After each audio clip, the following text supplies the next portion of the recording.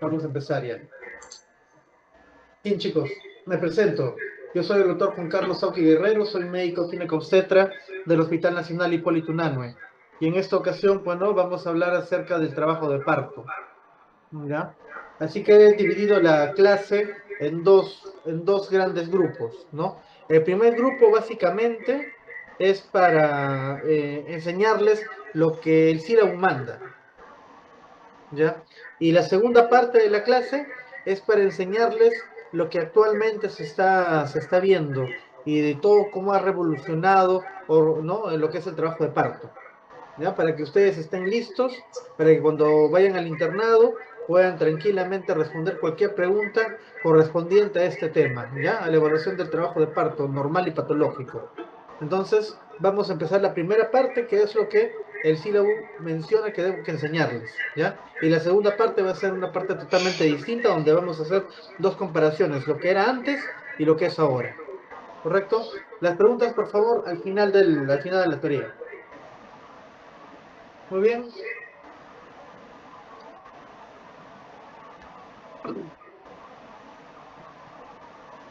Nosotros ahora nos vamos a dedicar a lo que es el trabajo de parto vía vaginal, ¿no?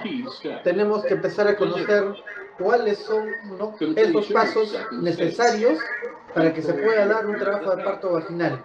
Desde que inicia las contracciones, desde que inicia la fase activa, fase latente, trabajo de parto, hasta el momento que se produce la dilatación completa y sale, pues, ¿no? el producto. Entonces, es importante que para que ustedes puedan entender el mecanismo del trabajo de parto, tengan que aprender cuáles son esos movimientos que se presentan, ¿no? Entonces, por ejemplo, para que la cabeza del bebé pueda salir, como ustedes están viendo en ese video, es necesario, ¿no? que el bebé haga unos movimientos cardinales, con lo cual va a poder salir la cabeza fetal. Entonces, una atención de trabajo de parto es una atención por un equipo, ¿no? especializado en atención de parto, donde uno pueda estar constantemente monitorizando las funciones vitales de la madre y las funciones vitales, en este caso, pues, ¿no? los latidos cardíacos fetales. Y es una atención de trabajo de parto, como ustedes están viendo en el video. ¿Por qué? Porque no estoy permitiendo que salga solo la cabeza, sino que estoy haciendo maniobras necesarias para evitar que esa salida de la cabeza fetal termine lastimando a la madre, ¿no? Y durante este trámite, durante esta posibilidad, ¿no? la madre se puede desgarrar. Entonces, es muy importante, pues, ¿no? que nosotros aprendamos el mecanismo del trabajo de parto para poder hacer unas maniobras que me impidan, ¿no? que impidan que esta madre termine con un desgarro vaginal, ¿no? Entonces, ustedes ¿no? en esta rotación, en este segmento de obstetricia, al finalizar el curso, tienen que ser capaces de reconocer esas maniobras, ¿no? Tienen que ser capaces de entender cuáles son esos mecanismos fisiológicos del trabajo de parto y cómo debería hacerse una atención normal. En ese video ustedes están viendo, pues, ¿no? cómo se está produciendo esta atención de trabajo de parto. Ya nació la cabeza y ahora están haciendo los hombros del hombro anterior, ¿no? Luego nace el hombro posterior y después de eso ya es mucho más fácil, ¿no? Porque ya el bebé sale prácticamente solo con los ojos de la mamá. Entonces, eso es lo que ustedes deben aprender ahora, para que cuando ya estén en el internado puedan tranquilamente, ¿no? poder atender ese trabajo de parto. ¿Ya? Recuerden que ustedes se van a ir a hacer el serum. Y en el serum, la idea es de que se evite tanto muertes maternas como perinatales. ¿Ya? Así que es muy importante que este curso lo aprendan perfectamente. En el tercer periodo de trabajo de parto, ¿no? ¿Qué es lo que tenemos que hacer? Tenemos que hacer la atención del alumbramiento, es decir, la salida de la placenta, ¿no? Por lo tanto, ¿no? Ustedes están viendo en el video que el profesional que atiende este alumbramiento está haciendo una maniobra, ¿no? Hace una maniobra de tracción y contratracción con la medida, bueno, de que la placenta pueda salir y prácticamente salga completa, ¿no? Salga completa y de esa manera me evite retención de restos placentarios y por lo tanto me evite, pues, ¿no? Una hemorragia postparto posterior. Recuerden que la primera causa de muerte materna aún sigue siendo hemorragia postparto, ¿ya? Así que es muy importante eso. Y por último, bueno, se termina revisando el canal del parto para ver, bueno, si hay algún desgarro o no, que debe ser suturado inmediatamente, ¿ya? Entonces, esa parte es muy importante que ustedes lo conozcan. Muy bien. Entonces, nos vamos a dedicar hoy día, ¿no?, a ver cuál es la fisiología del trabajo de parto, la evolución del trabajo de parto normal y patológico y ver las distancias de este trabajo de parto. Entonces, el proceso de trabajo del parto implica fenómenos activos y pasivos que van a permitir la expulsión del feto y la placenta. Los fenómenos mecánicos activos corresponden a las contracciones uterinas y al flujo materno, mientras que los fenómenos pasivos van a corresponder a los cambios uterinos y cervicales como consecuencia de las contracciones uterinas. Entonces, es importante, para que se produzca sí o sí un cambio a nivel cervical, tiene que haber la siguiente, ¿no? La siguiente fisiología de las contracciones. Primero, que la frecuencia tiene que ser necesariamente no menos de 3 o máximo 5 contracciones en 10 minutos. ¿Por qué? Porque si está por debajo de 3, se va a considerar una contracción inadecuada, y si está por encima de 5, es decir, de 6 a más, se considera ya un fenómeno llamado taquisistolia, ¿ya? Entonces, por lo tanto, ¿cuál es la frecuencia normal? 3 contracciones en 10 minutos, máximo 5. Ahora, la intensidad es muy importante porque la paciente puede tener contracciones, pero son muy pequeñas y estas no van a iniciar trabajo de parto. La intensidad es muy importante, por lo tanto, esa intensidad que menciona la literatura debe estar entre 50 y 70, ¿no?, milímetros de mercurio, ¿ya?, para que pueda recién producirse, ¿no?, un trabajo de parto. El tono tiene que estar entre 8 y 10 y la duración de cada contracción debería estar entre 50 segundos a 1 minuto. Entonces, teniendo yo esto, recién podría pensar en que una paciente va a tener un trabajo de parto. Existe, y esto ya les han enseñado a ustedes en los mecanismos o los cambios fisiológicos del embarazo, les han enseñado que existe una condición que se llama contracciones de Braxton-Hicks, ¿no?, que son contracciones no tan intensas, no tan dolorosas, no tan frecuentes y que van a ser consideradas, bueno, unas contracciones falsas de trabajo de parto. Entonces, estas contracciones de Braxton-Hicks no tienen estas características que les estoy mostrando actualmente en la diapositiva, ¿ya? Así que es muy importante que recuerden, no van a iniciar trabajo de parto mientras no haya estas condiciones, ¿ya? Entonces, una onda contráctil uterina, ¿dónde va a empezar? Va a empezar siempre en la parte del fondo, a nivel del cuerno uterino, ¿no? Eso quiere decir que se va a iniciar ¿dónde? En el marcapaso funcional. Y de esa manera va a haber una propagación según la triple gradiente descendente, ¿correcto? Entonces recuerden esta parte. ¿Dónde se inicia la onda contráctil? A nivel del marcapaso funcional. Pregunta de examen por si acaso, ¿eh? Entonces, ¿qué quiere decir la triple gradiente? La triple gradiente quiere decir que va a iniciar en el fondo uterino con mayor intensidad y mayor duración y básicamente va a ir bajando. Entonces, ustedes ya tienen que de ahí sacar una línea, ¿no? Paciente que llega a emergencia y les dice, doctor, siento que mi barriga se pone dura, allá. Tienen que agarrar, tienen que echar a la paciente y tienen que tocar. ¿Dónde tienen que tocar? No van a tocar la parte anterior, tienen que tocar el fondo uterino. Y si este fondo uterino ustedes sienten que se pone duro, la propagación es descendente, es decir, empieza en el fondo uterino y progresivamente va hacia abajo, ¿ya? Y de esa manera, si es frecuente cada 5 minutos y encima de eso ya tiene más de 3 horas consecutivas, lo más probable es que esté en trabajo de parto y mi obligación como médico es hacer un examen de tacto vaginal para ver si hay cambios o no. ¿Ya? Así que mucho ojo con eso. No se les vaya a ocurrir decirle a la paciente, ¿sabe qué? No, usted todavía recién está iniciando, es primeriza y vuelve en 2 horas. Porque podría regresar ya con el bebé en brazos. ¿Ya? Así que mucho ojo con eso. Entonces, ¿cuáles son los fenómenos pasivos? Es la ampliación del segmento uterino, el borramiento y la dilatación del cuello uterino. ¿Y esto por qué se va a dar?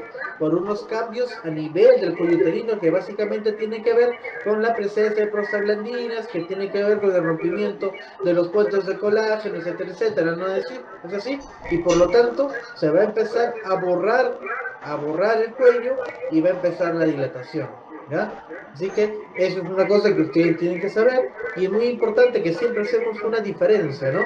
Las primerizas siempre, primero van a dilatar, ¿no? Y luego recién va a descender la cabeza. Mientras que las multíparas, por lo general, ¿no? Por lo general, perdón, las primíparas primero encajan y luego dilatan. Y las multíparas primero dilatan y luego encajan, ¿ya? Así que mucho cuidado con eso, ya ahí sí hay bastante experiencia ya con respecto pues, ¿no? a la atención de parto de mujeres multíparas. La expulsión del tapón mucoso, ¿no? Es una condición, es un fenómeno pasivo que muchas mujeres, ¿no? Hasta un 80% de mujeres puede referirlo 24 48 horas antes del inicio del trabajo de parto.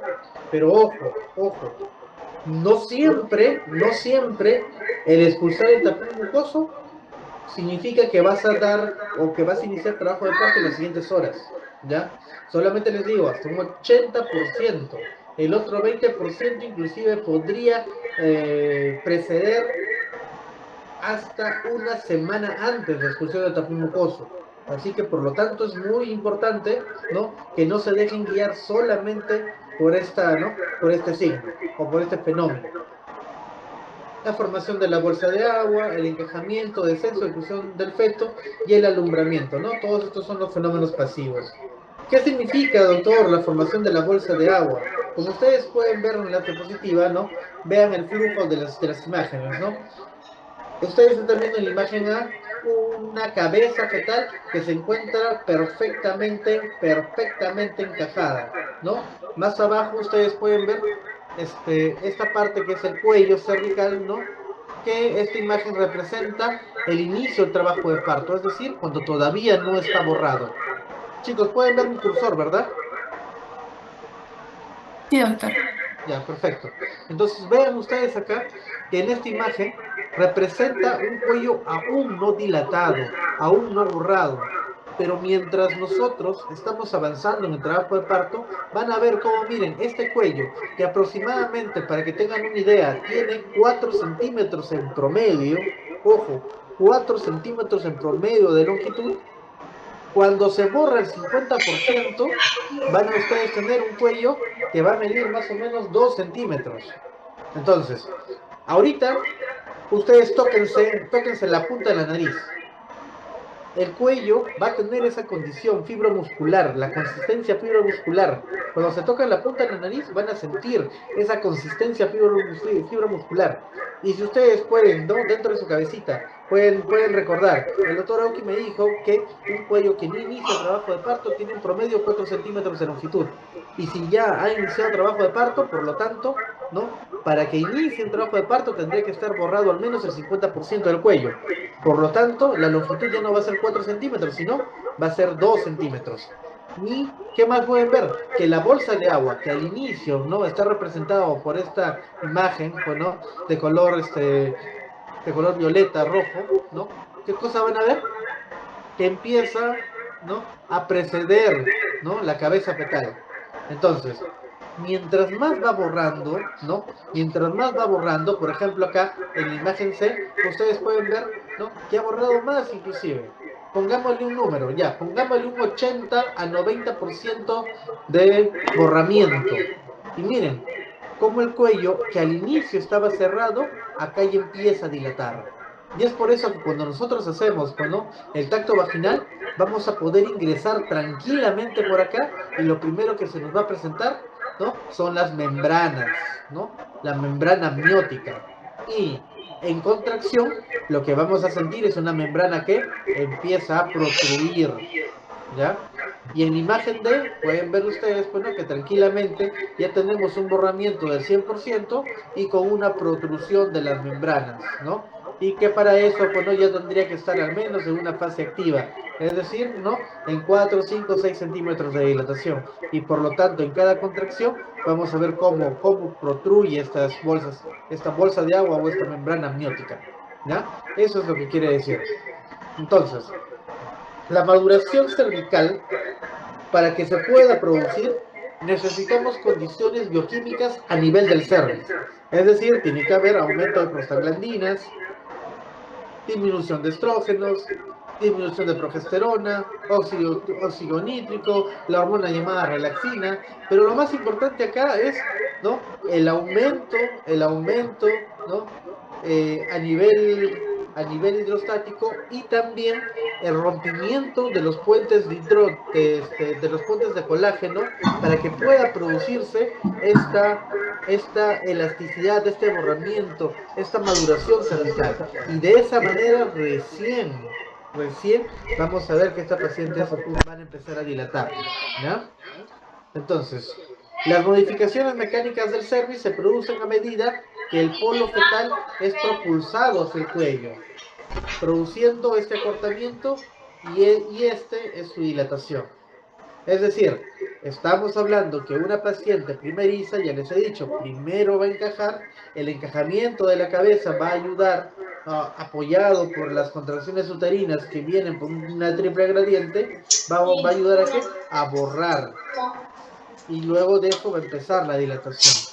Muy diferente a lo que pasa en una paciente multípara, que ya les he dicho, ella sí, primero van a dilatar y luego en el trabajo de parto recién van a encajar. Eso es muy normal en ellas.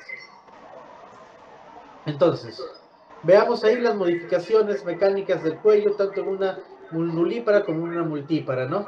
Como ustedes pueden ver, la primípara, ¿no? Por lo general va borrando progresivamente, ¿no? Hasta que una vez que ya esté borradito, recién empieza a dilatar. Eso es lo que pasa en una primípara. Primero tiene que borrar y luego dilatar. En cambio, en una multípara ya se puede dar la dilatación, ¿ya? Ya se puede dar la dilatación con un borramiento que ni siquiera llega a un 50%, ¿no? Por eso, quiero que comparen acá, con estas imágenes, quiero que comparen los cuadros. Miren, esta multípara, ¿no? Ya está dilatado, borrado quizás un 50% ya está dilatado, mientras acá al 50% todavía sigue cerrado el cervix. Entonces es totalmente diferente. Muy bien, ¿cómo se define entonces el trabajo de parto? Como la presencia de dos o más contracciones en 10 minutos, o una oración de más de 30 segundos por un periodo mínimo de una hora acompañada de modificaciones cervicales. Y ojo, las modificaciones cervicales significa el borramiento mayor o igual al 50% y una dilatación al menos mayor o igual a 1 centímetro, ¿no? Entonces, acá ya empezamos a ver nosotros cuáles son las etapas normales del trabajo de parto, ¿no? Y tenemos que el trabajo de parto tiene una primera etapa, que es la etapa de dilatación, una segunda etapa, que es la etapa, ¿no?, del periodo expulsivo, y una tercera etapa, que es considerado, bueno, el periodo de alumbramiento. Así como también existe, ¿no?, en algunas literaturas una cuarta etapa que se va a centrar en lo que es el porperio, las 2 primeras horas del porperio inmediato, ¿ya? Entonces acuérdense, en algunas literaturas hablan de 3 periodos, 3 etapas y en otras hasta 4, ¿ya? Para temas del examen yo no les voy a preguntar algo tan sencillo, por si acaso. A mí me interesa que aprendan otras cosas, ¿ya? Entonces, la fase latente, ¿no? En esta definición clásica de las curvas de Friedman, ¿ya? En esta definición clásica de las curvas de Friedman, la fase latente es aquella que se da al inicio del trabajo de parto y antes de los 4 centímetros de dilatación, mientras que la fase activa se da entre los 4 y 10 centímetros de dilatación. ¿Correcto? Entonces, recuérdense esto de acá. Esto es cultura general. Para mí esto es historia, ¿ya? Por si acaso. Para mí esto es historia. Pero esto es importante que si alguien les pregunte, ustedes lo sepan de memoria, ¿ya? Sin ser necesariamente lo correcto hoy en día. Mientras que la fase activa presenta dos fases, la fase aceleratoria y la fase desaceleratoria. La fase aceleratoria que predomina la dilatación, que está entre 4 y 8 centímetros, y la fase desaceleratoria, ¿no? Que está entre 8 a 10 centímetros, donde va a predominar el descenso de la cabeza fetal o del polo fetal. Polo fetal porque puede ser cabeza o puede ser la presentación de nalgas de un bebé, ¿no? Por eso habla de polo fetal. Entonces, la fase activa, ya saben, se va a definir como aquella, ¿no? Mayor o igual a 4 centímetros hasta 10 centímetros de dilatación, donde ya empieza el periodo expulsivo. Muy bien, ahí tienen la curva de dilatación, ¿no? Bastante adecuada, donde ustedes pueden ver que la elaboración del trabajo de parto en horas, ¿no? Puede llegar hasta 14 horas, ¿no? Y esta va a tener una fase cervical de dilatación máxima, ¿no? A partir de los 7, 8 horas, ¿no? Y a partir, pues, ¿no? De los 6, 7 centímetros. Mientras que el polo fetal va a empezar, pues, ¿no? su descenso, ¿no? A partir de los 6 centímetros de dilatación en adelante, ¿no? Tenemos acá el modelo de Friedman, ¿no? Que nos hablaba, como ya les he dicho, de una fase latente, una fase activa, ¿no? En el cual la fase latente, ¿no? Podía durar, era bastante variable en realidad, y la fase activa, pues, ¿no? Tenía una fase de aceleración, una fase de máxima pendiente y una fase de desaceleración, ¿no? Fase de aceleración, fase de máxima pendiente y fase de desaceleración. Entonces, esto es lo que en tiempos, ¿no? Hablábamos sobre la curva de Friedman. Entonces, cuando nosotros hablemos sobre la curva de Friedman, vamos a poder ver que estas etapas tienen horas, ¿ya? Tienen horas. No por las puras, está acá, ¿no? De 0 a 14 horas. No por las puras, están los gráficos, ¿ah? Por si acaso. Entonces, la segunda etapa del trabajo de parto es el periodo expulsivo y la tercera etapa es la expulsión de la placenta. Muy bien, entonces, en esta edición de este libro de Pérez Sánchez, la cuarta edición, nos están hablando acerca de qué? De las etapas del parto, del trabajo de parto. Entonces, fíjense, las pacientes nulíparas podrían, ¿no? Tranquilamente tener un trabajo de parto hasta 20 horas, mientras que las multíparas hasta 14 horas. La dilatación de una nulípara es a razón de 1.2 centímetros por hora, mientras de una multípara es a razón de 1.5 centímetros por hora. ¿Eso qué me está diciendo? Ah, doctor, eso significa que la dilatación es más rápido en una multípara, sí. Y también el descenso, fíjense, el descenso de la cabeza fetal o del polo fetal es a razón de 1 centímetro por hora, mientras en una multípara es a razón de 2 centímetros por hora. Por eso es que les decía que en el caso de las pacientes multíparas, primero van a dilatar y luego van a recién encajar. Mientras que en las nulíparas sí es necesario que esté encajado para que se pueda producir una dilatación. Una nulípara que no esté encajada ¿no? su cabeza, su polo fetal, y que haya llegado a las 40 semanas, lo más probable es que esta paciente no pueda dar un trabajo de parto normal y no vaya por no un chance vaginal, sino termine en una probable cesárea electiva. ¿Ya? Entonces, mucho ojo con eso. También establecieron, bueno, otros parámetros, ¿no? Como la segunda etapa, que fue para las nulíparas 90 minutos y para las multíparas 60. Y la tercera etapa, una nulípara 45 y una multípara 30 minutos. Entonces, esto de acá es lo común, lo que sabemos, lo que ya hace tiempo, hace muchos años, se nos ha enseñado a todos, ¿no? ¿Les sirve a ustedes? Sí, por supuesto, les va a servir, porque es importante, pues, ¿no? Que ustedes sepan esto, que ya les he dicho, que ya es historia, pero que si cualquier médico les pregunta, ustedes pueden ser capaces de responder tranquilamente cuáles son, pues, ¿no? Los horarios, los tiempos y cuál es el tiempo de dilatación, tanto en centímetros por hora para cualquiera de las dos condiciones, ¿ya? Así que mucho ojo con eso. Entonces, ¿no? Ahí está lo que ahora vamos a aprender ahora, es cómo yo reconozco que la cabeza fetal está encajada, ¿no? ¿Cómo yo reconozco eso? Y eso lo vamos a ver, bueno, dependiendo de cómo la presentación o cómo el polo fetal se va metiendo dentro de la pelvis. Para eso, ¿qué tenemos? Tenemos estaciones, ¿no?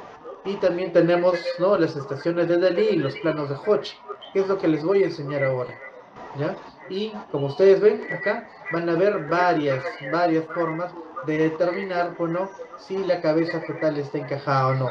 Y para eso vamos a continuar.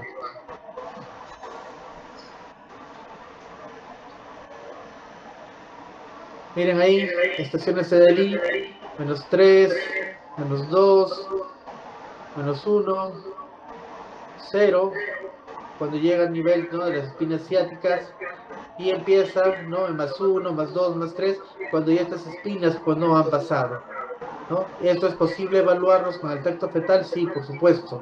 Con el tacto.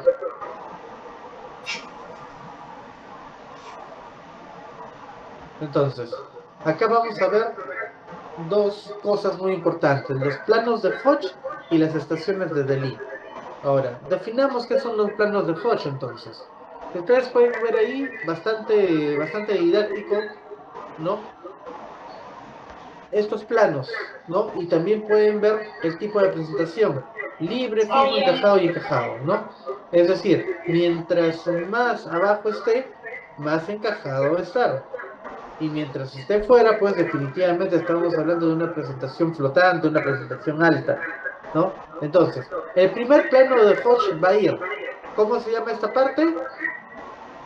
La sínfisis, borde superior de la sínfisis del pubis. ¿Y cómo se llama esta parte? El promontorio sacro. Por lo tanto, el primer plano de Hodge va a ir desde el borde superior de la sínfisis del pubis hasta el promontorio sacro.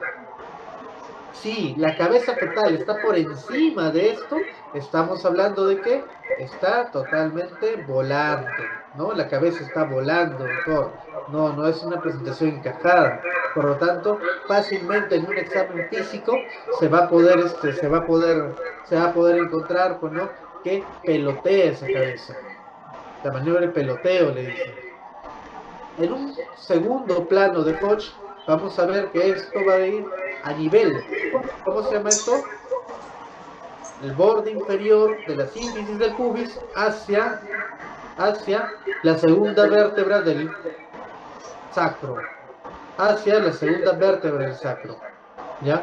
Y acá vamos a decir que si la cabeza ha llegado, está fija. No está encajada, pero está fija. Hay posibilidades, bueno, que durante el trabajo de parto pueda ya encajar. Eso es muy posible. Y el 3 y el 4 definitivamente son situaciones donde ya está encajada la cabeza.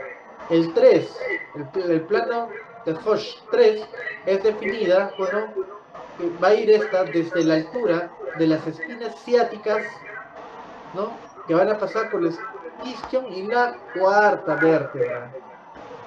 Mientras que el cuarto plano de Hodge va a ir desde el extremo inferior del coxis y paralelo a los demás planos. ¿Por qué? Porque esto ya es prácticamente cuando la cabeza ya está fuera, ¿ya? Ahora, cuando nosotros trabajamos en el hospital, ustedes van a ver que normalmente no nos referimos al tracto vaginal en los planos de Hodge, sino nos referimos, ¿no?, a las estaciones de Delis, ¿ya? Nosotros hacemos una evaluación y vamos viendo si esta cabeza, ¿no?, está descendiendo, ¿no?, según las estaciones de Delis. Por eso le llamamos estación -1, -2, -3, -4, o +1, +2, +3, +4, dependiendo de nuestra evaluación, de nuestro tracto vaginal, de nuestro descenso de la cabeza fetal. Evidentemente, para decir -1, -2, -3, -4, esto prácticamente no está casi podríamos decirlo que está en centímetros, ¿ya? Y para eso también, pues, ¿no?, hay variables. Miren ustedes, la estación del I -4 está por encima de la sínfisis del pubis, ¿no? Y llegando prácticamente no al promontorio sacro, pero sí, pues, ¿no?, a un segundo plano de Hoche, ¿no? Y si esto sucede, si está por encima de la cabeza, podríamos decir que no está encajado, ¿ya? Que no está encajado. En esta estación de Delis -4, lo más probable es que cuando yo esté haciendo el tacto vaginal, lo apenas sienta, ¿no?, la superficie de la cabeza, muy apenitas, o prácticamente lo toque nada más y la cabeza se vaya hacia arriba, ¿ya? Por lo general, para decir que al menos está fija la cabeza o se está encajando, tendría que estar en una estación de Delis -3 o -2, ¿ya? -3 o -2. Entonces, esas estaciones de Delis son bastante adecuadas para decir que la paciente no tiene, pues, ¿no?, condiciones adecuadas para un trabajo de parto. Ahora, hay situaciones en las cuales hemos encontrado cabezas en estaciones de luz -1, -2, antes de que empiecen las contracciones, por supuesto. ¿Y en quiénes se va a dar esto? En primíparas, ya les había dicho esto, ¿no? En primíparas, por eso el -3 y el -1 están considerados dentro del tercer plano de Foch, que ya se consideran cabezas encajadas. El plano 0, ¿no?, es un plano no muy habitual mientras no esté en el trabajo de parto. Generalmente este plano, esta estación, se alcanza ya en trabajo de parto. Y cuando están con los signos positivos es, bueno, que ya estoy viendo en parte de la cabeza saliendo y ahí está en canal vaginal, ¿ya? Y está en canal vaginal. Entonces, ¿cómo yo manejo el trabajo de parto en la fase activa?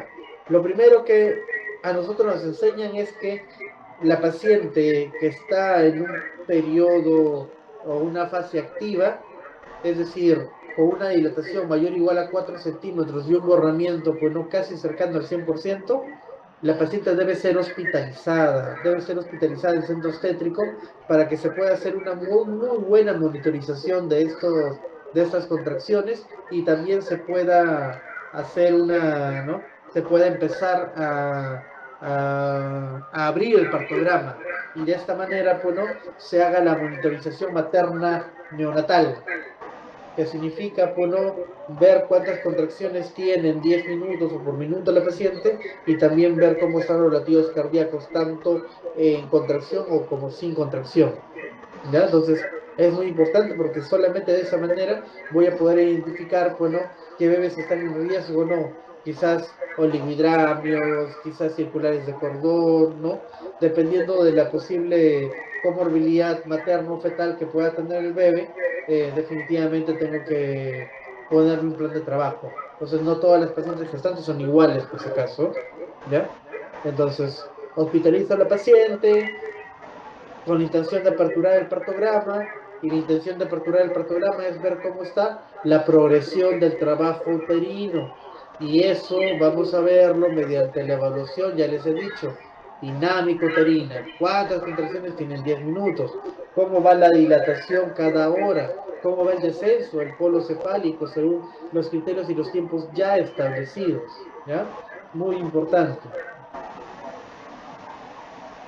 Entonces, durante esta monitorización, nosotros vamos a ser capaces de hacer un diagnóstico, por ejemplo, de una progresión inadecuada del descenso o de la dilatación. O podríamos, bueno, si vemos que los latidos cardíacos disminuyen con las contracciones, podríamos estar sospechando de un compromiso de la unidad fetoplacentaria, ¿no? Por lo tanto, pues, ¿no?, esos diagnósticos de sufrimiento fetal agudo que se diagnostican durante el trabajo de parto pueden ser productos, pues, ¿no?, de una placenta previamente envejecida, Entonces es muy importante, bueno, que la monitorización materno-fetal esté permanente, siempre, siempre, siempre, que la paciente ya está en periodo o en fase activa. Muy bien. Con respecto a la ruptura artificial de membranas, la ruptura artificial de membranas es un procedimiento que se podría realizar, en toda paciente cuyo partograma estamos viendo que no está haciendo una dilatación adecuada y que se está empezando a salir de la curva de acción. Entonces, en este caso sí, se podría hacer una ruptura artificial de membranas para observar por lo menos dos cosas. ¿Cómo está el color del líquido, ¿no? Porque se supone que un líquido amniótico normalmente es transparente. Pero si yo lo encuentro verde o verde espeso petróleo, estoy frente, bueno, a un sufrimiento fetal. ¿Qué significa, doctor en cristiano? Significa que el bebé, mientras no esté presentando un estrés fetal, normalmente el líquido amniótico es transparente porque el bebé micciona y luego se deglute ese líquido amniótico. Así que por lo tanto, es muy normal, ¿no? Es muy normal encontrar este líquido amniótico y que el bebé en las ecografías abra su boquita y se vea cómo está deglutiendo ese líquido, ¿ya? Pero en ningún momento es normal que ese líquido amniótico sea verde, o verde espeso, o verde petróleo, ¿ya? Eso no es normal. Para que sea verde, ¿qué significa? Que el bebé entró en estrés y empezó haciendo deposiciones. Eso se llama meconio. El bebé, ¿no? Hace deposiciones prácticamente.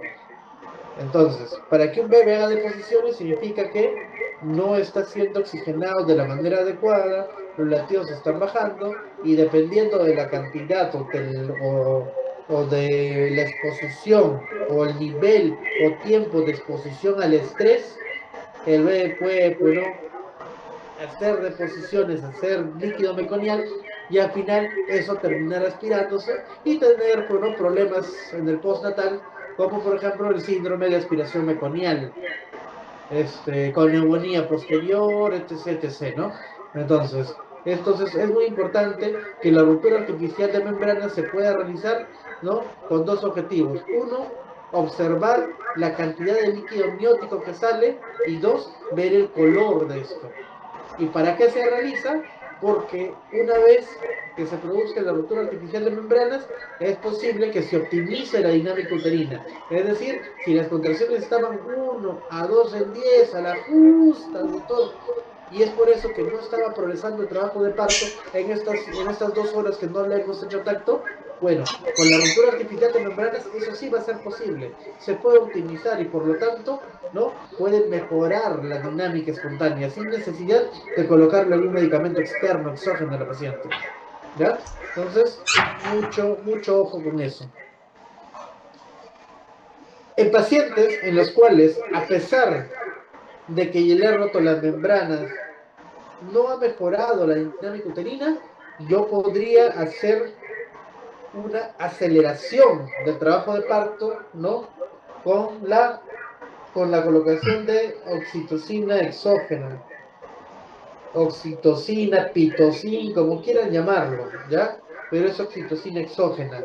Y esto nos va a ayudar a que esas contracciones que habían estado bastante débiles, que habían estado muy alargadas, poco frecuentes, poco intensas, mejoren, ¿ya? Porque la oxitocina va a trabajar a nivel del útero, a nivel de los receptores de oxitocina del útero, y estos, bueno, van a empezar a que las contracciones sean más frecuentes, más intensas, y por lo tanto, ¿no? Va a haber una un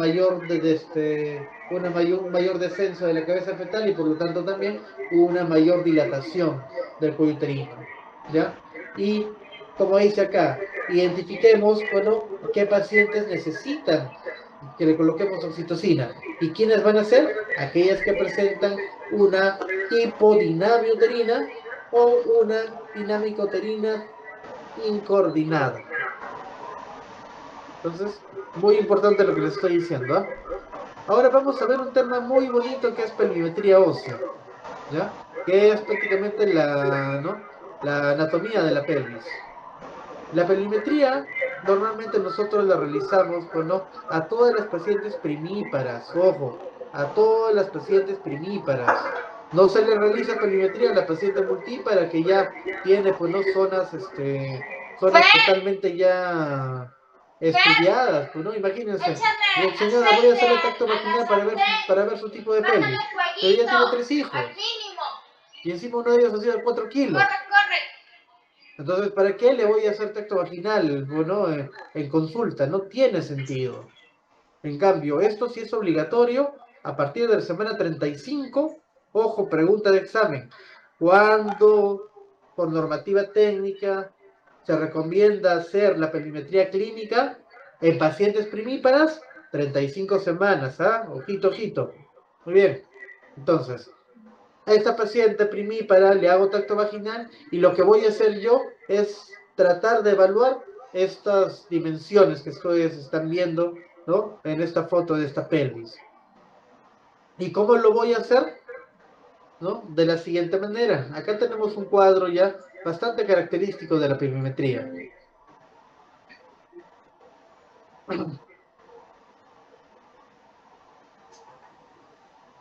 A ver.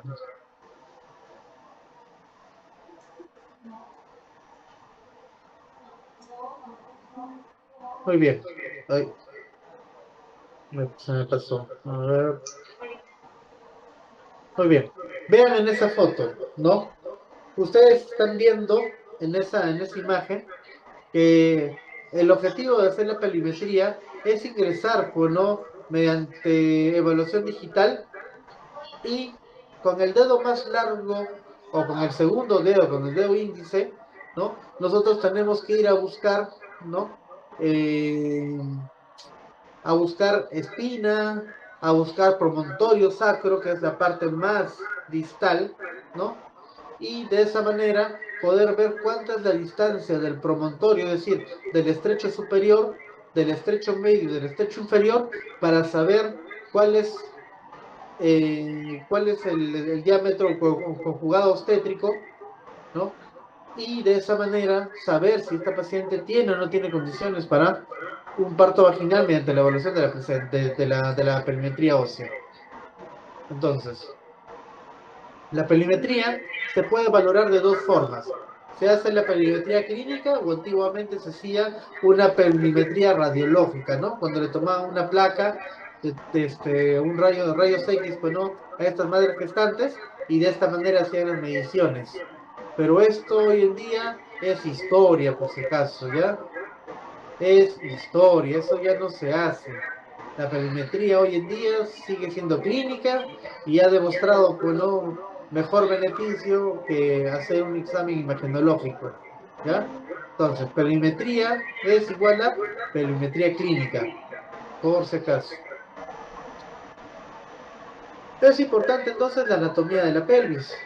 El esqueleto de la pelvis está formado por dos huesos coxales, el sacro y el coxis. Eso ustedes lo saben perfectamente. Los huesos coxales están unidos en la parte anterior al esfíntesis del pubis y en la parte posterior al sacro, ¿no? Donde se encuentran unidos a través de las articulaciones sacroiliacas. La pelvis ósea se va a dividir en una parte superior, que es la pelvis falso mayor, y una parte inferior, que es la pelvis menor o verdadera. La pelvis verdadera entonces va a constituir el canal óseo del parto y está completamente rodeada por huesos. Y esta va a estar constituida por 3 estrechos. Lo que les decía hace un momento, ¿no? El estrecho superior, medio, inferior. Entonces, la perimetría clínica va a ir directamente a evaluar estos 3 estrechos y por lo tanto evaluar la pelvis verdadera. ¿Okay? Entonces, ¿qué es lo que evalúo yo? Cómo está la forma de la pelvis femenina, ¿no? Buscando una forma ovalada, ¿no? Adicionalmente a eso, ¿qué cosa tengo que ver? Tengo que ver el tipo de pelvis que se describe, pues, ¿no? En esta clásica división de Cadwell y Molloy, ¿no? que ya tiene muchísimos años, donde nos decía que las mujeres pueden tener hasta 4 tipos, ¿no?, de pelvis: la ginecoide, la antropoide, la androide y la petipeloide. Sin embargo, nosotros hasta el momento, ¿no?, les podemos decir que nunca hemos encontrado una pelvis tan igual que esta clasificación de Catawell y Meloy, ¿ya? Sino que generalmente son combinaciones de todas. Pero yendo a la práctica, a la parte netamente de teoría, tenemos que entender, ¿no?, lo siguiente, porque esto sí es pregunta de examen, ¿ya? ¿Qué quieren decir estos porcentajes? Quiere decir, ¿no?, la posibilidad, ¿no?, de que estos bebés puedan salir, ¿no?, por vía vaginal, dependiendo del tipo de pelvis que tiene la paciente. Entonces, la pelvis ginecoide y la pelvis antropoide, en teoría, pues no va a ser totalmente normal y van a poder dar a luz de manera natural las mujeres. Pero del androide y la platipeloide ya no. Y siendo la platipeloide prácticamente imposible, ¿ya? Prácticamente imposible. Así que, mucho ojo con eso. Ahí tenemos, ¿no?, para que se diviertan leyendo acerca de los, ¿no?, de los ángulos, de las espinas acrociáticas y todo, con cada uno de estos cuatro tipos de pelvis, ¿ya? Bastante importante. Entonces, cuando yo evalúo perimetría clínica, yo tengo que evaluar, ¿no?, esto de acá. En rojo, ¿qué cosa evaluamos? El conjugado anatómico. En azul, el conjugado verdadero, el conjugado obstétrico, y en verde, el conjugado diagonal. Entonces, de estos tres, el que más me interesa es este de acá, el conjugado verdadero, conjugado obstétrico. Pero ustedes entenderán que en un tacto vaginal, pues es muy difícil que yo pueda hacer la evaluación de la parte media de la sínfisis del pubis al promontorio sacro. Es peor aún, voy a poder ver el conjugado anatómico. Entonces, por pelvimetría clínica, ¿qué conjugado es el único que puede evaluar? El conjugado diagonal, ¿no? Porque este está del borde inferior de la sínfisis del pubis hasta el promontorio sacro. Por tanto, es la única posibilidad que tengo yo de hacer la evaluación. Y si a esto, pues no, yo de resto 1.5, podré obtener, pues, ¿no?, el conjugado obstétrico. Y si este conjugado obstétrico está por encima de 10.5, podemos decir que tiene una pelvis adecuada en el estrecho superior para un parto vaginal, ¿ya? Muy importante eso. Entonces, en pelvimetría, el estrecho superior, el conjugado diagonal debería tener un diámetro mayor o igual a 12 centímetros, ¿ya? 12 centímetros. Muy bien. Hay otros diámetros oblicuo y transverso que también serían importantes, pues, ¿no?, que se midan. En el estrecho medio, ¿qué es lo que me importa en el estrecho medio? Me importa ver las características de las espinas ciáticas y el diámetro biciático, más de 10 centímetros, ¿ya? Entonces, el estrecho medio está limitado en la parte superior, ¿no?, por el punto medio de la sínfisis púbica, ¿no?, las espinas ciáticas, los ligamentos sacroespinosos y la punta del hueso sacro. Entonces, muy importante, ¿no?, que nosotros evaluemos cómo está la consistencia, la característica de las espinas ciáticas. Las espinas ciáticas podrían ser espinas ciáticas prominentes, espinas ciáticas romas. Si yo encuentro unas espinas ciáticas prominentes, lo más probable es que la paciente no pueda dar parto vaginal, ¿ya? Y aparte, ese diámetro biciático al menos debería estar por encima de 10 centímetros. Si no tiene esta condición, es probable que, a pesar que haya pasado el estrecho superior, el estrecho medio no lo vaya a pasar, ¿ya? Aquí están imágenes, ¿no?, de las espinas ciáticas y este diámetro es el que me interesa, ¿no? El diámetro biciático debería tener al menos 10 centímetros como mínimo para decir qué pasa. Y estos bordes deben ser, cada vez que se palpan, deben ser rojos. Ahora, con relación al estrecho inferior, me evalúo dos cosas. Evalúo el ángulo subcúbico y también tengo que evaluar el diámetro biisquiático, ¿ya? Diámetro subcúbico y diámetro biisquiático. El ángulo subcúbico, ¿no? El ángulo subcúbico es esta parte de acá arriba donde la evaluación tendría que estar por encima, mayor o igual a 90, para decir, pues, ¿no?, que tiene condiciones adecuadas. Nuevamente le repito, si la paciente tiene un estrecho inferior adelgazado, chiquito, por más que esté encajado, por más que haya pasado el estrecho medio, el estrecho inferior probablemente no salga y al final termine teniendo problemas durante la extracción de la cabeza, o si es que sale la cabeza, durante la extracción del cuerpo fetal. ¿Ya? Así que muy importantes. ¿Cuándo sospechar de estrechez pélvica? ¿No? Cuando tengo un diámetro conjugado diagonal menor a 12, un diámetro interespinoso menor a 9 o espinas ciáticas prominentes, un diámetro biisquiático menor de 8, paredes laterales de la pelvis convergente, inclinación del sacro hacia adelante, es decir, pues, ¿no?, un promontorio sacro bastante prominente y un ángulo subcúbico, ¿no? Un ángulo subcúbico por encima de los 90 grados, ¿ya? Entonces, el polo cefálico va a ser una estructura menos modificable que debe atravesar el canal pelviano durante el parto.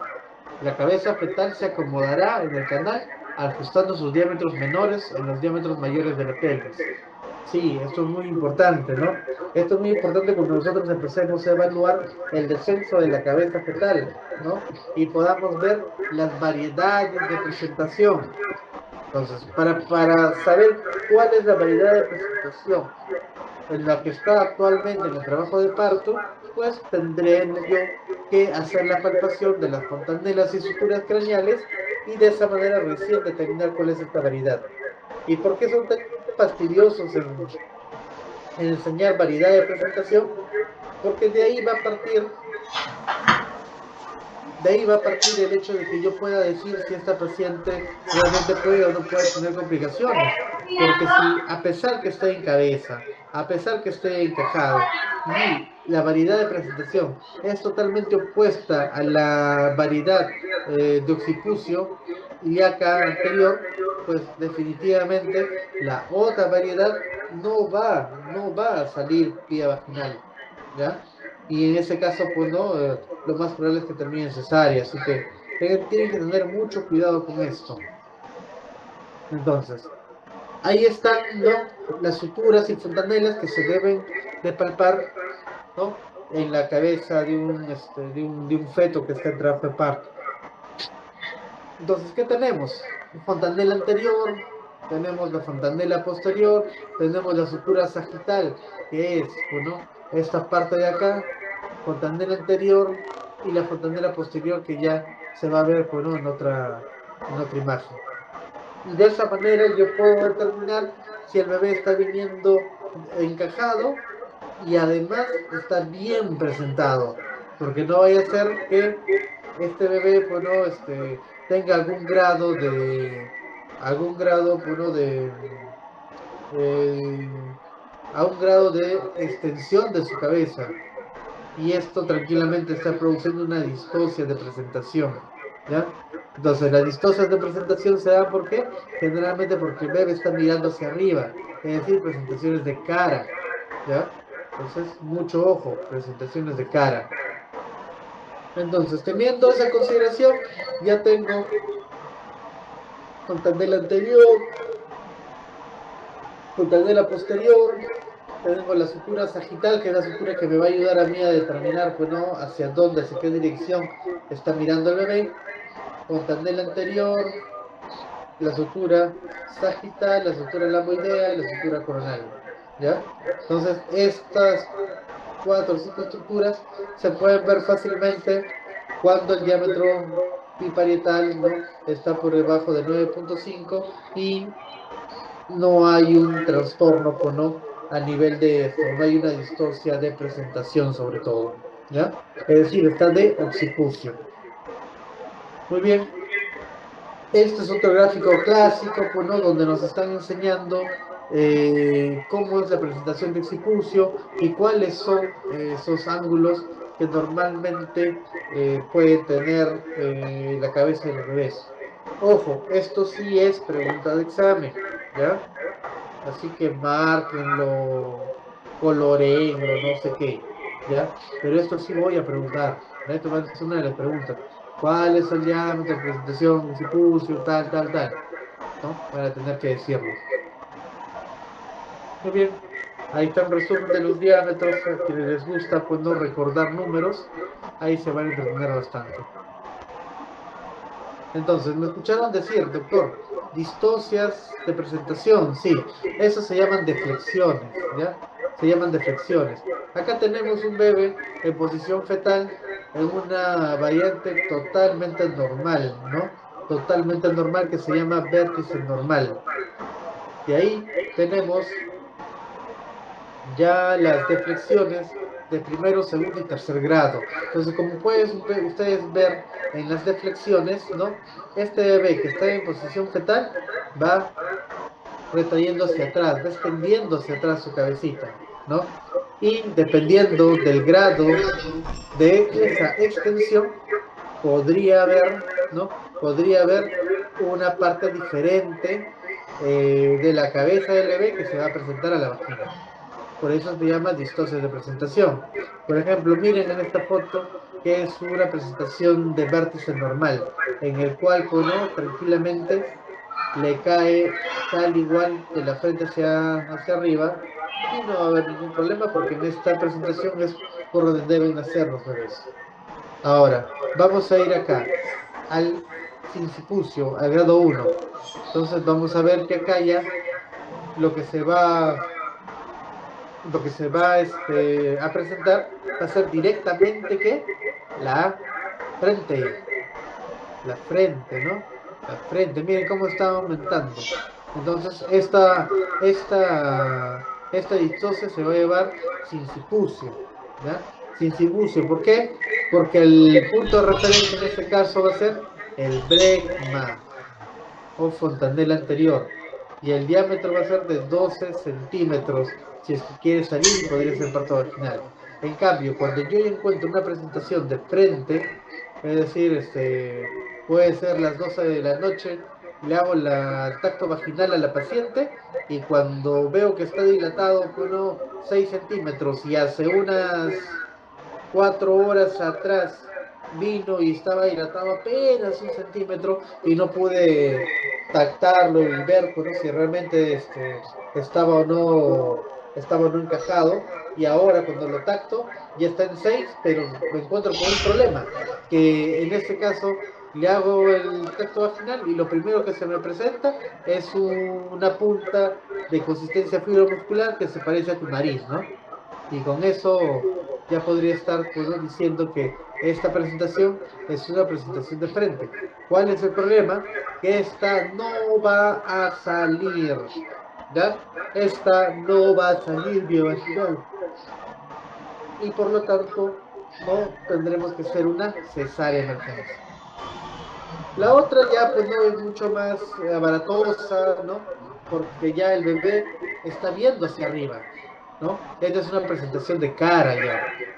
Y por lo tanto, sí, pues, no, presentaciones de cara, también la posibilidad es una cesárea.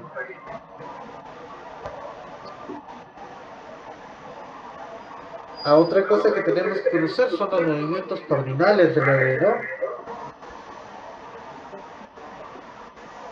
Miren los movimientos cardinales. Si no aprendemos movimientos cardinales, no vamos a poder atender un trabajo de parto.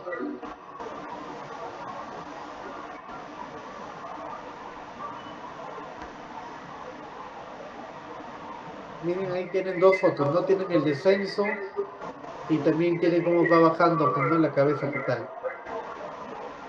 Miren, para que pueda descender tiene que flexionar su cabeza, luego hacer una rotación interna y posteriormente de la rotación interna, ¿no? Tiene que levantar un poco esa cabecita. Y luego hace la extensión, luego sustituimos o hacemos la rotación, el movimiento de restitución o rotación externa,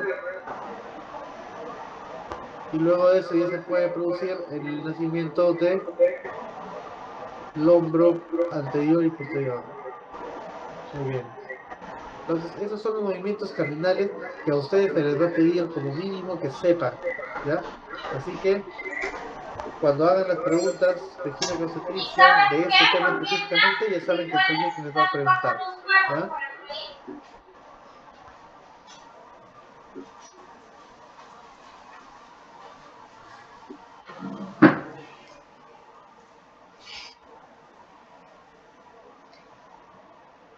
A ver, chicos, vamos a ver.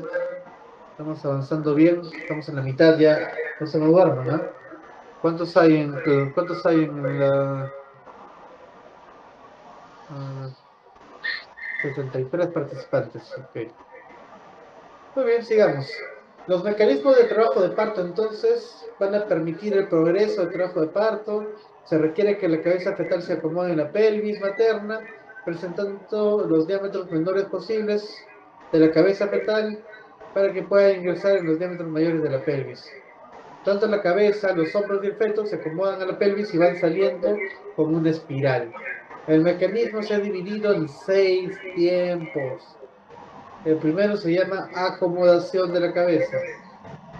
Básicamente es la orientación y la flexión de la cabeza fetal que van a permitir que estos diámetros no sean menores con respecto a la pelvis y por lo tanto va a poder entrar sin ningún problema. Luego de eso se llama descenso de la cabeza fetal. Es un movimiento de deslizamiento del parietal posterior sobre el promontorio para dirigirse a la cavidad del sacro y que le permite descender con mayor facilidad.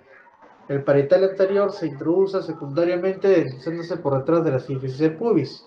Luego de eso tenemos la rotación interna y la acomodación de los hombros. Para realizarse la expulsión del feto, su polo cefálico debe estar orientado en el diámetro antero-posterior en relación a la sínfisis del pubis, es decir, la fontanela posterior en relación a la sínfisis del pubis. Simultáneamente, si se realiza la acomodación de hombros, al estrecho superior, el diámetro biacromial va a ser de más o menos 12 centímetros. Luego tenemos el movimiento de desprendimiento de la cabeza y descenso de los hombros. Son tanto las contracciones uterinas como el pujo materno van a hacer de que este bebé se apoye en la fontanela posterior bajo la sínfisis pubis y con un movimiento de extensión cefálica se produce el desprendimiento de la frente, ¿no? Entonces ven ahí ustedes cómo sale la cabecita. Y ya les he dicho en el video anterior que es muy importante que ustedes coloquen la mano para evitar que la cabeza salga de manera brusca, porque cuando sale de manera brusca podría tranquilamente causar, bueno, un problema a nivel de desgarro vaginal en la mamá, ¿ya? Así que mucho cuidado con la salida de la cabeza. Luego que ya salió la cabeza, se hace un desprendimiento interno de los hombros con rotación externa de la cabeza y hasta ahí queda, ¿no?, la tensión del parto vaginal, ¿ya? Hasta ese momento.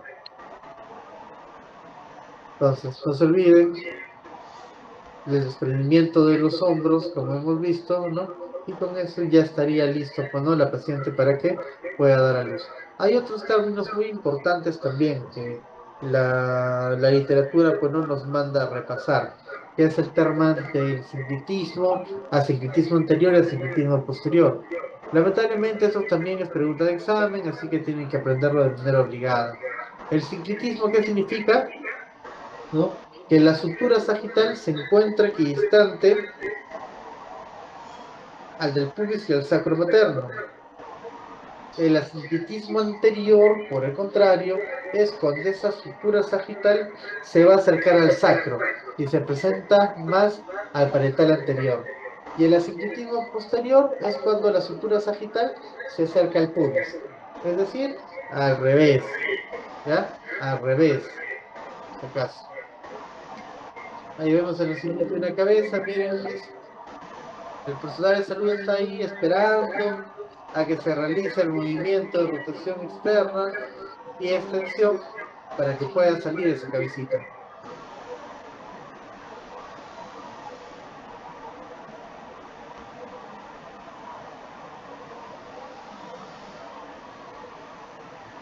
Entonces, ya cuando la cabeza está coronando, eso se llama en obstetricia cabeza coronando, es ahí cuando tengo que intervenir, ¿no? Para evitar que la paciente termine desgarrándose.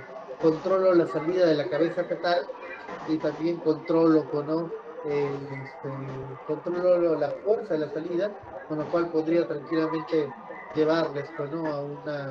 A un desgarro de tercero o cuarto grado. ¿Ya? Así que muy importante.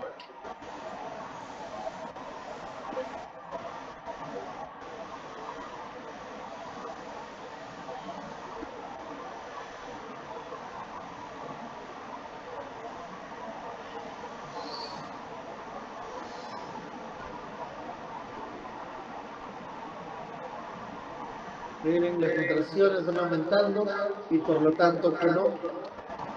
La madre también va pujando. Y ahí van haciendo la cabeza del bebé, ¿no? Y una vez que nace, ya puedo hacer la restitución y luego el nacimiento del hombro anterior. Miren, sale el hombro anterior, luego de eso, ¿no? Si hay circular de cordón, pues lo retiro sin ningún problema. Si está fijo, lo retiro, y si no está fijo, lo puedo clampar, lo puedo cortar y lo puedo sacar. No hay ningún problema. En ese caso parece que está fijo, no se quieren hacer problema, entonces están fijando pues, el cordón umbilical para cortarlo. Mientras eso pasa, pues no, el bebé no le está pasando nada, porque eso es cuestión de segundos nada más. ¿Ya? Ya le quito el circular y ahora pues nuevamente va por el nacimiento del hombro anterior, siempre con mucho cuidado para no lastimar y no causar pues, ¿no? una parálisis braquial, pues, ¿no? Por sobredistensión del plexo braquial o en su defecto una fractura de clavícula, ¿no? Entonces ahí está el bebé. Y es así como se produce, pues, ¿no?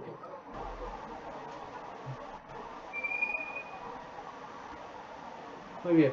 Y acá tenemos otro cuadro donde nos habla sobre las anormalidades del trabajo de parto. Y estamos no frente a las distocias del trabajo de parto. Acá tenemos una distocia que es la fase latente prolongada, que se considera, recuerda, en nulíparas hemos dicho hasta 20 horas, pues acá es más de 20 horas. En multíparas más de 14, pues acá es más de 14. ¿No? Entonces acá está todo las horas que el sílabo me obliga prácticamente a enseñarles. Esto también es pregunta de examen, por si acaso. Muy bien. Las anormalidades del trabajo de parto entonces van a estar relacionadas, ¿no? Básicamente a la dilatación y el descenso de la cabeza fetal, no hay otro, ¿no? Por lo tanto, una dilatación adecuada, ¿no? Vamos a llamarla como la fase latente prolongada. Y esta se va a presentar entre el 0.3 y 4%, el 4.2% de las mujeres.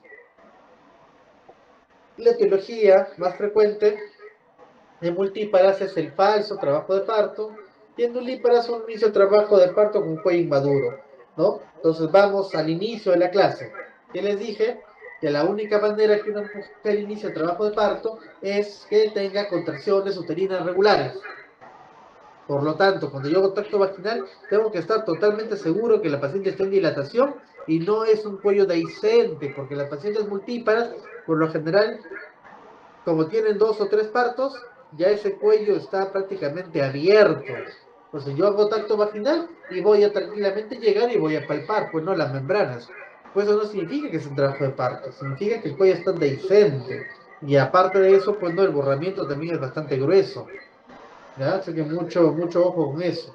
Mientras que en las mujeres nulíparas, pues no, el trabajo de parto o en la fase latente prolongada se puede dar porque tranquilamente nunca entró en un real trabajo de parto porque ese cuello jamás borró.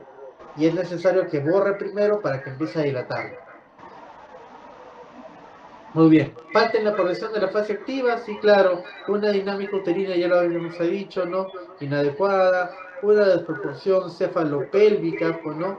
La desproporción cefalopélvica es cuando tenemos, pues, ¿no? Un bebé bastante grande en comparación a la pelvis materna, y definitivamente la prueba de Killing-Müller, donde yo agarro el fondo uterino con mi fuerza, pues no trato de movilizar el polo fetal hacia abajo. En la prueba de Hilden-Müller, este debería bajar a -2 al menos. Pero si sigue en -4, eso quiere decir que es una prueba de Hilden-Müller negativo. Y hay una probable desproporción cefalopélvica, y por lo tanto, cuando yo voy, le evalúo, tengo una altura uterina de 37, con un ponderado fetal de 4,50 kg, entonces ahí me doy cuenta que este bebé lo que tenía, pues no, era una macrosomía fetal y por lo tanto una desproporción cefalopélvica y por lo tanto no iba a salir, ¿ya? También puede estar visto, pues no, las distocias de posición, como aquellas presentaciones o esas variedades de presentaciones como las occipito ilíacas posteriores y también los asinclitismos, ¿ya? El parto precipitado, ¿qué cosa significa? Este va a ocurrir solamente en un 10% de los partos en total, y el parto precipitado significa que el trabajo de parto fue pero muy rápido, ¿ya? Es decir, en menos de 3 a 4 horas, una paciente que recién inició su fase de dilatación, pues terminó completando, ¿ya? Así que mucho cuidado. Ya hemos escuchado, doctor, la paciente llegó en 2 de dilatación y la mandé a caminar 2 horitas y salgo que a la hora llegó con todo su bebé. ¿Es posible? Sí, es posible. ¿Puede ser, puede haber sido examinada de manera equivocada? También puede ser. Pero supongamos que lo hizo, pues no, uno de nuestros residentes. Entonces, es menos probable que el residente se haya equivocado y es más probable, pues no, que el trabajo de parto se haya precipitado, es decir, haya sido mucho más rápido. ¿Ya? Entonces, bastante importante. Muy bien, chicos. Hasta acá lo que el SIDA me manda a ustedes a enseñarles. Ahora quiero darles, ¿no?, un conocimiento extra que siempre les digo a mis grupos de práctica, ¿no? Que es cómo se va a definir actualmente la primera etapa normal y anormal del trabajo de parto. ¿Qué cosa hemos avanzado en los últimos años? ¿Y por qué ahora es totalmente diferente mi concepción frente a un trabajo de parto a lo que era, pues no, hace 20 años? ¿Ya? Entonces, ustedes saben que actualmente muchos de los hospitales tienen una alta tasa de cesáreas y las cesáreas están siendo un problema de salud pública. ¿Y por qué son un problema de salud pública? Porque todo el mundo quiere cesárea hoy en día. Las mujeres ya no quieren parir porque les duele, sienten que va a haber una complicación con su parto, los médicos jóvenes no quieren tener problemas médicos legales, etcétera. Siempre hay ¿no? Siempre termina habiendo alguna causa en específica para que la paciente termine en cesárea. Más en las clínicas, claro está.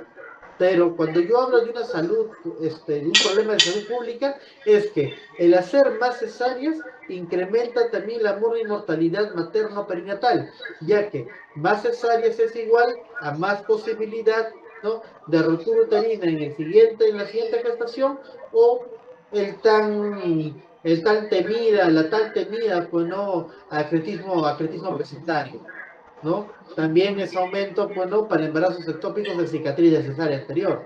Entonces, es muy importante que yo determine cómo se define un trabajo de parto normal y qué es lo anormal. Entonces, para eso, ya en el año 2013, hubo una publicación bastante interesante, donde nos decían, bueno, que el aumento de la tasa de partos por cesárea en los últimos 15 años, ¿no?, había sido a tal punto de que se consideraba que la cesárea era la cirugía mayor más común realizada en Estados Unidos. porque 1 de cada 3 embarazos terminaba en cesárea, ¿no? Por lo tanto, las mujeres estadounidenses que requerían una cesárea inicial, más del 90% se repetían nuevamente en la siguiente gestación. Entonces, prácticamente, ¿no? Había un dicho latino, por supuesto latino, que decía que una vez cesárea, siempre cesárea, ¿ya? Una vez cesárea, siempre cesárea. Entonces, la idea ha sido que nosotros vayamos a tratar de disminuir esta tasa. Y para eso han habido muchos trabajos que han intentado que las curvas de Friedman pues no sean las que actualmente se les haga caso, sino que hay ahora curvas muy modernas. Y eso es lo que les voy a enseñar acá. Entonces, el enfoque más eficaz para disminuir la tasa de cesáreas y sus comorbilidades asociadas es definitivamente disminuir la tasa de cesáreas primarias. Entonces, el primer paso para disminuir la tasa de cesáreas primarias tiene que ser evaluar cuáles fueron las causas por las cuales realizaban estas cesáreas. ¿Y qué se vio? Que la causa más frecuente, para una cesárea primaria había sido el trabajo de parto normal, ¿no? Trabajo de parto disfuncional le llamaron ellos, ¿no? Que llegaba hasta un 34%. Entonces, ¿cuál fue el objetivo? Ver que la progresión normal de la primera etapa del trabajo de parto para pacientes en trabajo de parto espontáneo, opciones de manejo para la primera etapa normal y la progresión a la segunda etapa del trabajo de parto. Entonces, veamos. En este cuadro se define prácticamente, y esto sí es pregunta de examen, chicos, a esto sí les voy a preguntar. En este gráfico se está definiendo prácticamente cómo es, ¿no? O cuáles son las causas más frecuentes de cesáreas primarias. Y tenemos que el 34% se debe a ¿qué? A un trabajo de parto disfuncional. Un 23% se va a deber a estado fetal no tranquilizador y un 17% se va a deber a ¿qué? A una mala presentación.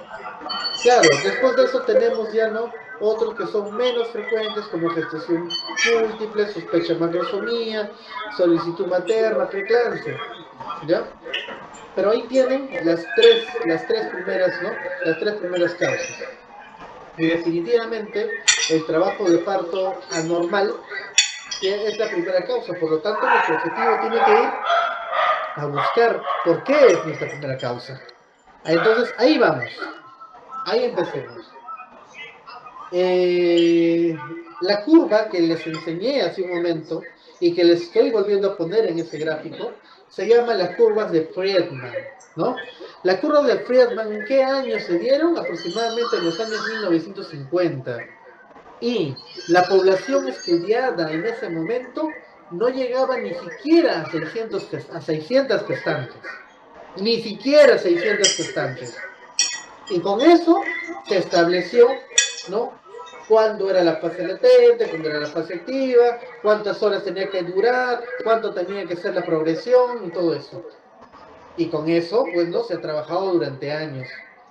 Es más, el partograma de la OMS modificada también, ¿no? Está hecha en base a la curva de Friedman. Pero acá hay un problema, porque la curva de Friedman, ¿qué nos dice? Que la dilatación debería ir, ¿no? A razón de 1.5 centímetros en multíparas y 1.2 centímetros en nulíparas, y que no debería pasar las 14 horas en una multípara y tampoco las 20 horas en una primípara. Entonces, todas estas progresiones de acá, que ya lo sé de memoria, ustedes la van a aprender hasta de papurreta, pues Friedman se equivocó. Friedman se equivocó. Porque resulta que para Friedman 4 centímetros de dilatación iniciaba la fase activa y por lo tanto, si pasaban 4 horas y estaba en 4, 5 o 6, ya se suponía que era un trabajo de parto disfuncional y por lo tanto lo más probable es que termine en cesárea. Ahí es donde Friedman se equivocó. Por supuesto, la población de estudio fue bastante baja, ¿no? Entonces, eso es lo que vamos a ver ahora. En las curvas modernas, en las curvas modernas, se incluyó, ¿no?, a 60.000 gestantes. Y este estudio lo hizo el grupo de SAN y colaboradores, ¿no? Entonces, las curvas modernas, las curvas de SAN, ya no tuvieron 600 gestantes, sino tuvieron 60.000 gestantes. Por lo tanto, las posibilidades, bueno, de que estas curvas fallen son menores. Ahora, ¿qué nos dice SAN? Nos dice que la fase latente podría llegar inclusive hasta antes de los 6 centímetros, lo cual sería más prolongada y progresa más lentamente que la descrita por Friedman. Y que la fase activa es esa transición que se da de 6 centímetros hasta llegar a 10 centímetros. ¿Por qué? Porque en esta etapa es donde se va a dar una rápida progresión, y más aún en pacientes multíparas. Friedman le llamó en su momento una fase de aceleración máxima. Sí, pues, tuvo razón, por supuesto, y eso también se cumple. Pero para SAN, la fase activa empezaría recién en 6 centímetros. ¿Qué quiere decir que empiece en 6 centímetros? Quiere decir, doctor, si es que yo estoy entre 4 a 6 centímetros de dilatación, podría pasar inclusive hasta 6 horas y considerarse normal. Por lo tanto, yo no estaría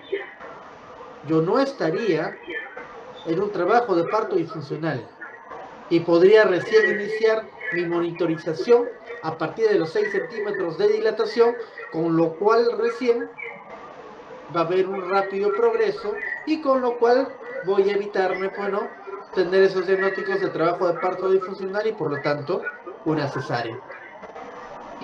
Entonces, características o diferencias entre ambas curvas. La población de pacientes obstétricas es drásticamente diferente a la década del 50. Las pacientes obstétricas ahora son generalmente mayores y de mayor peso materno, ¿no? Son bien papeadas, al menos en mi hospital, son bien papeadas, ¿no? Una gestante normalmente uno puede llegar a pesar 80, 90, hasta 150, 160 kilos es la gestante que, ¿no?, más gordita que he operado, ¿eh? Tremendas son las gordas. Ahora, hay un aumento en el uso de la anestesia durante el trabajo de parto, un aumento en el uso de inductores y un aumento del trabajo de parto. Sí, por supuesto. Hoy en día, pues no, se trata de dar un trabajo de parto humanizado. El trabajo de parto humanizado, ¿qué significa? Que la paciente tiene derecho a ingresar a la sala de dilatación acompañada de su pareja, tiene derecho, pues no, a que la traten bien, tiene derecho a recibir analgesia de parto para tener un parto sin dolor y tiene derecho también a dar a luz en la manera que ella quiera. Quiere decir, o lo da sentada o lo da echada, ¿no? Eso, ¿no? Dar parto de manera sentada significa parto vertical. Eso es un parto humanizado.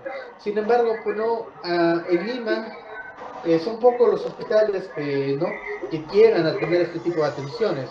Por ejemplo, Maternidad de Lima tiene una sala preparada para parto vertical. Entonces, no todos los hospitales los tienen. En mi hospital, por ejemplo, no hay ninguna sala para parto vertical. No fomentamos parto vertical, ¿no? Por muchas razones, quizás porque, ¿no?, una de esas razones es porque en realidad no se tiene el suficiente personal para estar controlando, y vamos a ser muy sinceros, tampoco hay capacitación en esas cosas. El hecho de que se atienda en una camilla es mucho más fácil para nosotros ver, como ustedes han visto, ¿no?, hace un momento en los videos, hacer la atención, detener la salida brusca de la cabeza para evitar, pues, ¿no?, que esta paciente se pueda lesionar. En cambio, o una paciente que está una paciente que está sentada dando a luz, pues imagínense, va a ser bastante difícil en realidad hacer la atención. No digo que sea imposible, pero lamentablemente no, al menos en el hospital, eso sí no hay, ¿ya? Ojo con eso. Muy bien. Se da luz a bebés de mayor peso al nacer, en comparación con los pacientes de la década del 50, claro. La mayoría de bebés no ahora pesan 3.900, 4 kilos, 4.200. Entonces sí, es bastante difícil, ¿no? Y ahí tenemos, SAN, los datos sobre la progresión normal del trabajo de parto, ¿no? Espontáneo, y más de 60.000 pacientes de 19 hospitales en Estados Unidos con embarazo al término que lograron un parto normal. Entonces, acá ya cambió todo nuestro sistema. Y ojo, sí les voy a preguntar esto, por si acaso, ¿ya? Nulíparas, multíparas, la progresión va a ser similar en el trabajo de parto hasta los 6 centímetros de dilatación. La fase latente podría tomar inclusive más de 7 horas para progresar de 4 a 5 y miren, más de 3 horas para progresar de 5 a 6. Estamos hablando 7 y 3, me quedé corto, son 10 horas aproximadamente en que podría pasar de 4 a 6 centímetros de dilatación. Y para Friedman esto sería, bueno, esto sería una locura completa. Friedman ya los hubiese operado toditas, ¿no? Entonces, para eso se han hecho las nuevas curvas. Trato de evitar un diagnóstico inadecuado de trabajo de parto disfuncional. Las multíparas, la fase activa más de 6 centímetros con un progreso rápido, más o menos de 0.8 a 1.8 horas para progresar un centímetro, y las nulíparas pueden tomar entre 1.4 a 2.2 horas para progresar cada centímetro. ¿Ya? Entonces, tenemos otras curvas, sí, por supuesto. Hay otras curvas que también se han analizado, ¿no? Como Wood y sus colegas que evaluaron dilatación cervical para la óptima admisión de mujeres en trabajo de parto. Sin embargo, bueno, han habido bastantes sesgos y por lo tanto, en realidad la curva que más ha dado buenos resultados ha sido la curva de Sain y colaboradores. ¿Ya? Entonces, acá básicamente, ¿no? Nos van a hablar acerca de más estudios en diferentes poblaciones de pacientes, tanto en pacientes con trabajo de parto inducido, tanto en pacientes con obesidad, en pacientes con embarazo prematuro, ¿no? Entonces, definitivamente hay otro tipo de poblaciones especiales, lo cual no es tan importante en realidad que lo sepan. Pero lo que sí quiero es que se graben esta parte de acá, el descenso de la cabeza fetal. El descenso dentro de la pelvis ya hemos dicho que es necesario para que se dé el parto. Y es más, va a ser necesario en las nulíparas para que se pueda dar una hidratación adecuada. Entonces, en un estudio hecho en más de 4.500 pacientes a término que lograron un parto vaginal y determinaron la duración de trabajo de parto entre los niveles de estación y estimaron la estancia media para cada paciente, ¿no? Se dieron cuenta que las multíparas descendían más rápido que las nulíparas, por supuesto, eso lo sabemos hace años, eso lo sabemos siempre, ¿ya? Y las mujeres en trabajo de parto espontáneo tuvieron un descenso fetal más rápido que las mujeres cuyo parto fue inducido o aumentado en todas las estaciones excepto de 12 a 13. Entonces, en general, las mujeres multíparas tenían una estación más alta y mayor dilatación cervical. Eso fue lo que les dije, recuerdan, que las mujeres multíparas, sin embargo, el 95% de todos los pacientes estaban en la estación 0 o menos a los 10 centímetros de dilatación cervical. Y ahora sí, ¿cómo se define la detención o el trabajo de parto disfuncional para SAN y colaboradores? Pues de diferente manera, ¿no? La detención se va a referir que la paciente esté dilatada al menos 6 centímetros, que tenga rotura de membranas, que no realice cambios cervicales durante al menos 4 horas de contracciones adecuadas o al menos 6 horas de contracciones inadecuadas con uso de oxitocina para intentar lograr contracciones adecuadas. Esto de acá es la definición actual, ¿ya? La definición que debemos nosotros que tomar para decir realmente que esa paciente no va a progresar y que definitivamente necesita, pues, ¿no?, pasar una segunda etapa que es una cesárea. El término de trabajo de parto prolongado ya no se utiliza. El trabajo de parto lento pero progresivo no debería ser una indicación necesaria y la fase latente prolongada, más de 20 horas en vivíparas y más de 14 horas en multíparas, ya no es una indicación necesaria. Esto de acá es el objetivo de mi clase de hoy y lo que he venido pues, ¿no? Enseñarles. ¿Para qué? Para que puedan ir a sus sedes, aplicarlos y definitivamente si alguien les pregunta, no quedarse pues, ¿no? con las clásicas curvas de Friedman, sino decir pues, ¿no?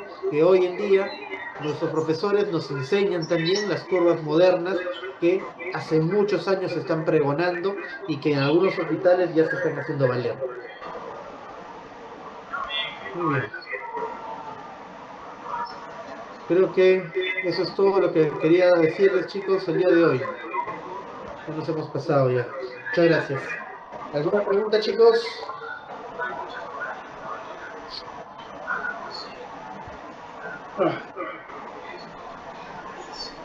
Todo claro, doctor. Muy bien. ¿Alguien que quiera preguntar algo? ¿Nadie? Bueno, las diapositivas te las mandé a la delegada general.